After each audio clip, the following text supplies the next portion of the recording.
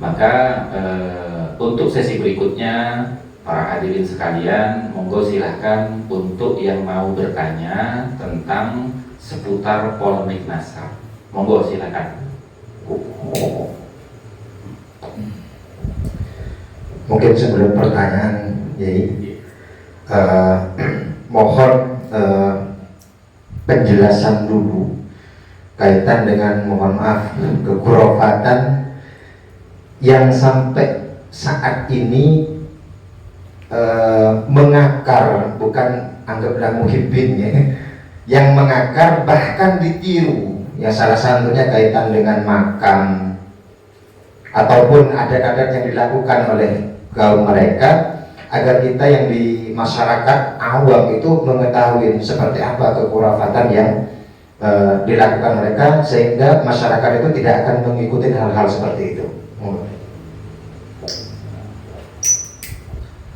Jadi kalau bicara khurafat ini, ya kebetulan kami juga selain membuat buku bantahan terhadap keabsahan nasab Ba'alawi dengan judul Ketidakabsahan Nasab Ba'alawi, kami juga membuat satu buku yang menjelaskan tentang definisi daripada karomah, definisi daripada mukjizat, dan definisi daripada khurafat.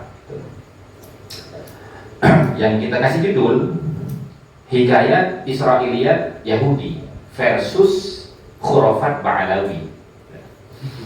Nah, jadi saya selalu mengajak kepada teman-teman ketika berdiskusi dengan saya di medsos ya, di TikTok itu kan, kita aktif di TikTok itu. Kenapa? Karena kita tidak mungkin mendatangi saudara-saudara kita senusantara. Alhamdulillah Allah kasih kemudahan di zaman kita ini dengan kemajuan teknologi dan adanya media TikTok yang bisa menghubungkan kita dengan semua putra-putri bangsa yang ada di seluruh penjuru Nusantara. Nah, sehingga di situ saya mari sampean pahami dulu definisinya. Mukjizat itu definisinya seperti apa? Karomah itu sebagaimana definisinya? Lalu khurafat itu apa bedanya dengan karomah? Nah, jadi saya bikin di situ itu dengan beliau-beliau ini garis besarnya saja, karena insya Allah panjenengan juga kita petik sedikit saja langsung ingat pelajaran-pelajaran ibtidaiyah zaman dulu gitu loh. Nah, saya yakin semua para kiai, para alim, para ulama, mobil khusus, apalagi para santri ya, itu tahu definisinya mukjizat, karomah, dan khurafat itu tahu. Cuma karena apa? Karena terbendung oleh penjajahan spiritual selama ini yang dilakukan oleh para nabi, sehingga kita nggak bisa berpikir, Pak. Nggak bisa berpikir gitu. Nah, buktinya sekarang sampai ada salah seorang tokoh yang mengatakan lebih baik salah mencintai daripada salah membenci. Coba panjenengan itu renungkan, kira-kira kalimat itu benar apa tidak? Lebih baik salah mencintai daripada salah membenci. Nah, sementara posisi orang yang mengatakan seperti itu ini kan posisi orang yang dalam keraguan, Bang. Karena ragu, nggak tahu mana yang benar, mana yang salah. Kemudian karena dia itu tidak punya kemampuan untuk menganalisa, akhirnya apa? Keluarlah ucapan lebih baik salah membenci, lebih baik salah mencintai daripada salah membenci. Nah, sekarang bagaimana Rasulullah itu mengajarkan kepada umatnya ketika umatnya mengalami keraguan? Da' ma yuribuk ila ma la yuribuk. Tinggalkan yang meragukan, ambil yang meyakinkan. Kalau sampai ragu, jangan mengatakan lebih baik salah mencintai. Karena apa? Salah mencintai itu sakit, Pak. Coba bayangkan, nanti di akhir zaman Dajjal itu kan datang, Pak. Dajjal itu datang, Pak, di akhir zaman itu. Dan dia itu sangat luar biasa, bisa menciptakan surga di tangan kanannya, neraka di tangan kirinya. Lalu ketika sampai ragu bagaimana? Apakah lebih baik saya salah mencintai? Ya udah, cintai aja Dajjal itu. Kan tidak mungkin, tidak logis itu gitu. Nah, kembali ke masalah tadi tentang masalah khurafat ya. Ini sebenarnya beliau ini satu alma mater sama saya, Pak. Satu pesantren ini. Baru ketemu di Jogja, Kiai. Cuma kayak kelas saya, Kiai. Cuman kan di sini kan saya jadi pembicara ya, pendengar aja udah gitu. Walaupun nggak kelas itu. Jadi definisi karomah itu, definisi mukjizat itu Pak. Mukjizat itu kan dari kata mu'jiz.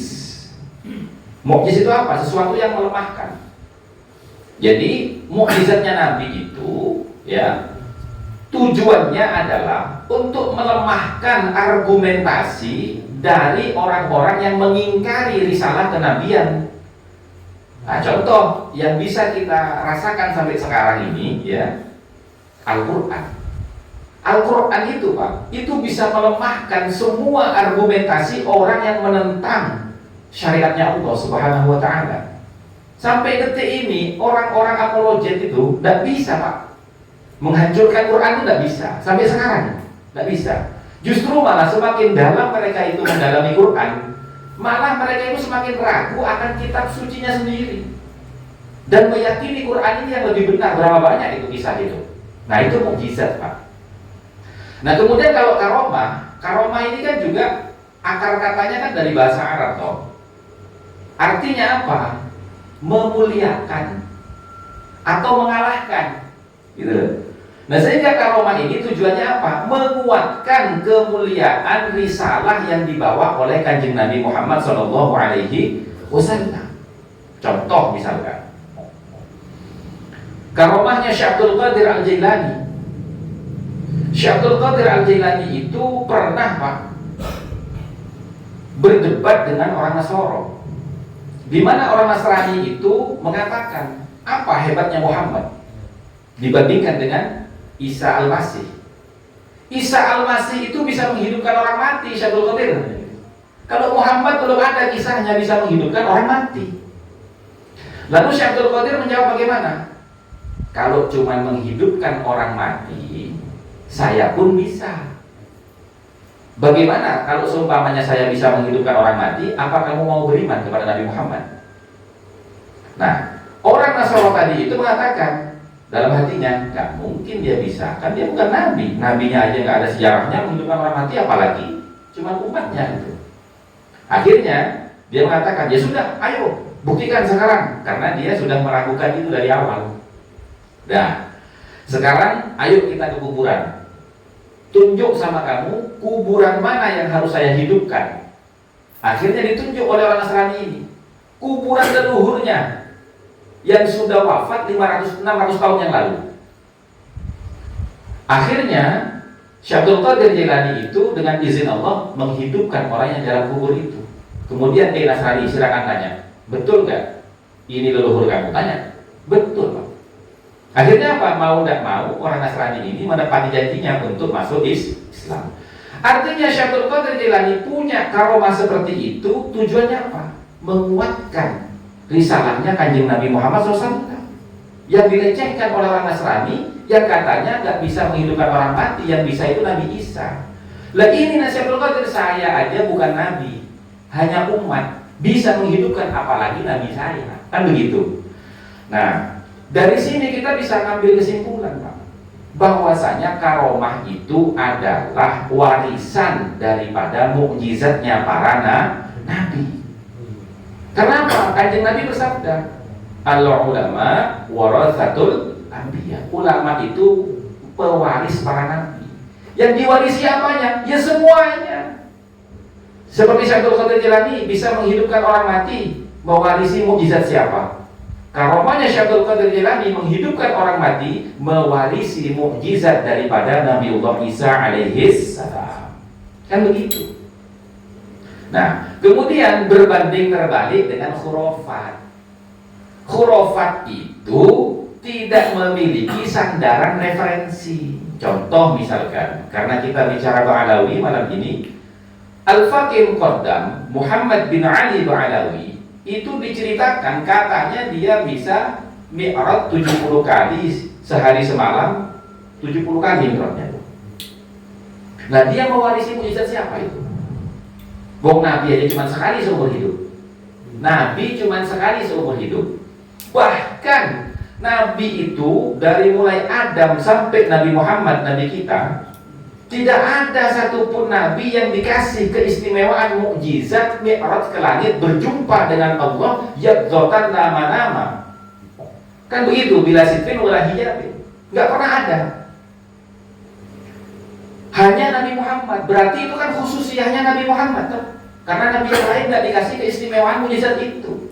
Lah kok ada orang yang mengaku wali bisa melebihi mukjizatnya Kanjeng Nabi, yang seumur hidupnya Kanjeng Nabi cuma 1 kali mi'rajnya itu. Dan ketika mi'raj, Nabi itu hikmahnya membawa perintah sholat. Lah fakir muqaddam 70 kali sehari semalam itu bawa apa? Dan ngapain? Tujuannya apa? Ini khurafat gitu. Karena apa? Tidak mungkin mukjizat itu melebihi, tidak mungkin karomah itu melebihi mukjizatnya para nabi. Tidak mungkin. Kemudian fakir muqaddam itu punya hewan tunggangan, Pak. Beagle. Ya kata kita Jadi, nah itu beagle-nya, Pak, seperti yang dijelaskan oleh Ki Ja'far tadi itu. Naik ke langit itu, Pak, 70 kali sehari semalam. Loh, mengalahkan buruk, Pak. Bayangin loh, buruk itu bukan hewan di dunia. Buruk itu adalah hewan di surga. Yang mana buruk ini, kisahnya dalam kitab Dardir Mi'raj, buruk ini kan menyendiri terus itu. Sementara buruk-buruk yang lain tuh jalan-jalan, main sama teman-temannya. Dan dia ini sendirian, sedih gitu. Didatangi oleh malaikat, kenapa kamu sedih? Rindu kepada Nabi Muhammad. Akhirnya apa? Karena Allah melihat kerinduan buruk ini kepada Sayyidul Wujud, Nabi Muhammad, maka buruk itulah yang dipilih untuk menjadi tunggangan Nabi Muhammad. Hewan surga, Pak. Lah kok lebih hebat hewannya fakir muqaddam, 70 kali. Lah buruk ini turun ke bumi cuma sekali loh. Ini beagle 70 kali naik tuh. Satu hari semalam 70 kali. Ini khurafat namanya, Pak. Jelas khurafat itu.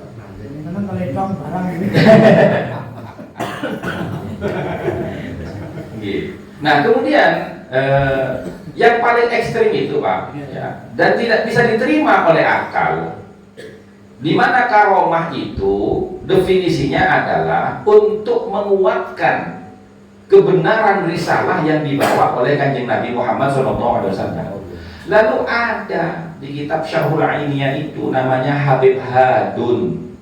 Beliau itu safar ke Madinah, menginap di masjid di Madinah. Tengah malam dia pengen buang hajat, ditutup katanya pintunya masjid itu, dikunci semua, sehingga dia nggak bisa keluar dari masjid. Akhirnya apa?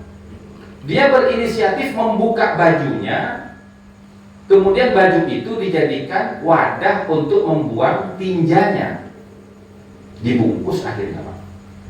Begitu subuh datang, dia buru-buru keluar, Pak, membawa baju tadi yang dijadikan bungkusan tinjanya, dibuang keluar masjid. Ketika dibuang, kok ternyata jadi emas.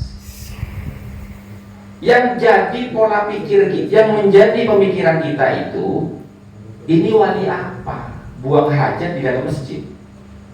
Mohon maaf, Pak, boleh nggak sampean bikin toilet di dalam masjid? Kan nggak boleh, Pak.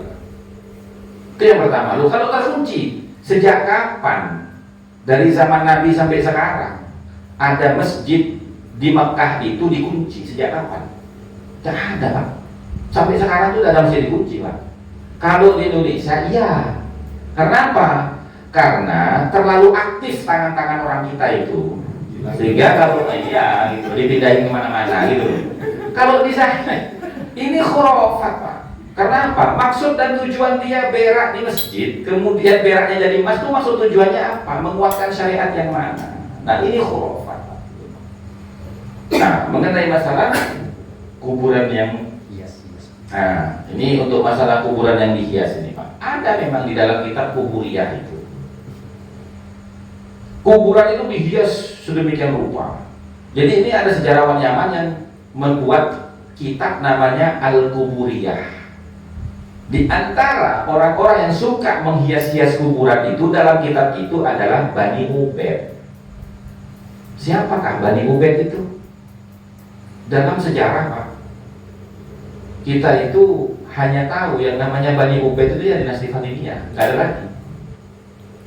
Nah, sementara Ali As-Sakron dalam kitabnya juga sama mata itu. Setelah syair tadi yang dibacakan oleh Kiai Ja'far, wa biqaulihi biwalidihil maimun Ubaidun.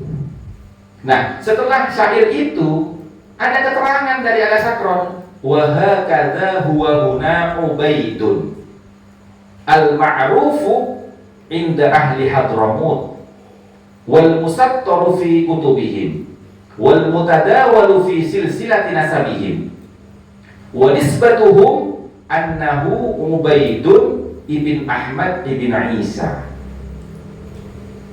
Lalu Ubaid ini dia asumsikan. Kenapa saya katakan asumsi? Karena kalimatnya walladzi yadhharu inti. Dan yang jelas menurut saya, berarti kan asumsi kalau menurut saya, nggak ada referensinya, Pak. Ubaid itu ikhtisar dari Ubaidillah. Ubaidillah itu tasghir daripada Abdullah. Nah ini, Pak, kalau kita kaji dengan ilmu nasab, ini namanya adroj. Adroj itu apa?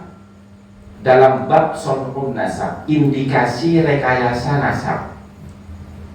Di antara indikasi-indikasi merekayasa nasab itu ada adroj. Adroj itu apa? Adroj itu antuzadah nuktotun, menambahkan titik, autuhfadah atau menghilangkan titik, autuhzafah atau menghilangkan titik, autuzada isman, autuzada ismun atau ditambahkan nama, au sifatun atau sifat, au kunyatun atau kunyat, gelar kecil. Nah sekarang bagaimana itu? Dari Ubaid berubah menjadi Ubaidillah, berubah menjadi Abdullah, atau dibalik, dari Abdullah berubah jadi Ubaid, Ubaid berubah jadi dari Abdullah berubah jadi Ubaidillah, Ubaidillah berubah jadi Ubaid. Ini adroj. Adroj ini masuk dalam kategori sonrun nasab, rekayasa nasab. Itu dalam kaidah ilmu nasab. Jadi kita bukan berasumsi, saya ada referensinya, silahkan dalam kitab Muqaddimat fi Ilmil Ansab halaman 65, ad-Duraj itu dijelaskan di situ tentang sonrun nasab itu dalam kitab Muqaddimat fi Ilmil Ansab.